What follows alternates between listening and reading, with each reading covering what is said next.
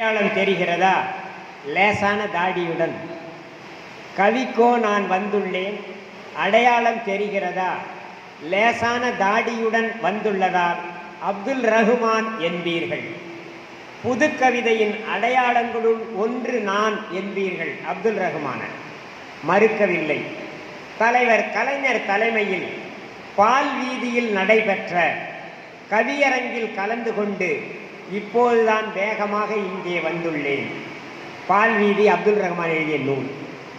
நேயர் விருப்பத்திற்கு இணங்க அண்ணாவின் மறைவை, அறிஞர் அண்ணாவின் மறைவை விதை போல் விழுந்தவன் என்று நான் எழுதியதை தலைவர் கலைஞர் வழியெங்கும் என் தோளை தட்டி பாராட்டி கொண்டு வந்தார். திருக்குறள் அறத்துப்பால் பொருட்பால் இன்பத்துப்பால் என்பதனால் முப்பால் என பெயரிட்டனர் நம் முன்னோர். கவிக்கோ நானோ திருக்குறளை மும்முலை தாய் என்று வர்ணித்தேன். நதியை தண்ணீர் வாக்கியம் என்றேன். நரையை மூச்சு குதிரை களைத்து தள்ளும் நுரை என்று சொன்னேன். சுருக்கங்கள் உயிர் எழுதி கொண்டிருக்கும் ராஜினாமா கடித வரிகள் என்று நான் வர்ணித்தேன். இருமலை மரணம் நம் வீட்டு கதவை தட்டும் ஓசை என்று எழுதினேன்.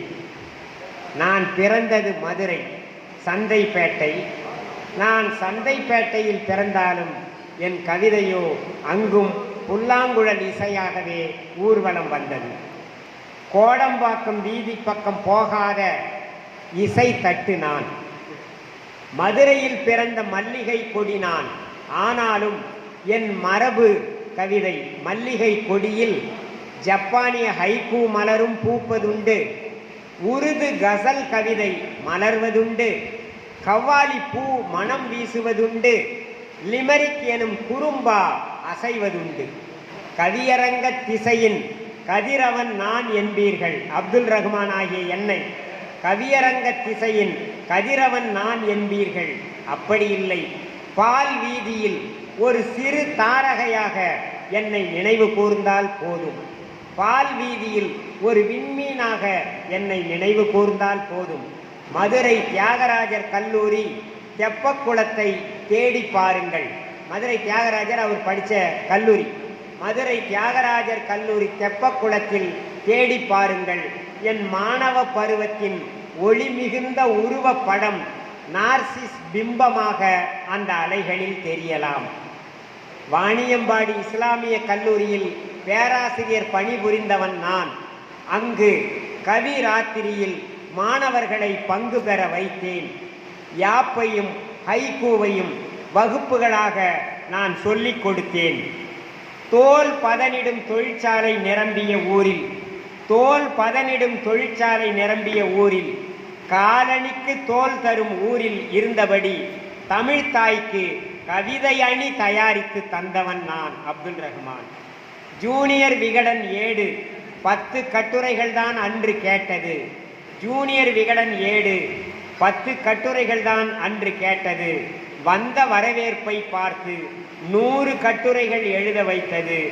ஜீவ நதி போல் என் பேனாவை ஓட வைத்தது ஜூவி அன்று. நிழற்படங்களில் ஒன்றாய் நான் இங்கு திறந்து வைக்கப்பட்டேன். போட்டோ. நிழற்படங்களில் ஒன்றாய் நான் இங்கு திறந்து வைக்கப்பட்டேன். சுவரில் இருக்கிற போட்டோவை அப்துல் ரஹ்மான் வர்ணிக்கும் போது அவர் என்ன சொன்னாரு? இறந்த காலத்தை எட்டி பார்க்க நிகழ்காலத்தின் ஜன்னல்னு சொன்னார். ஒளி ஒளின்ற நூலால நெய்யப்பட்ட கைக்குட்டைன்னு சொன்னார் இந்த போட்டோவை. ஒளின்றது நூலா, அந்த நூலால நெய்த கைக்குட்டைன்னாரு இந்த போட்டோவை அப்துல் ரஹ்மான் வர்ணனை. நிழற்படங்களில் ஒன்றாய் நான் இங்கு திறந்து வைக்கப்பட்டேன்.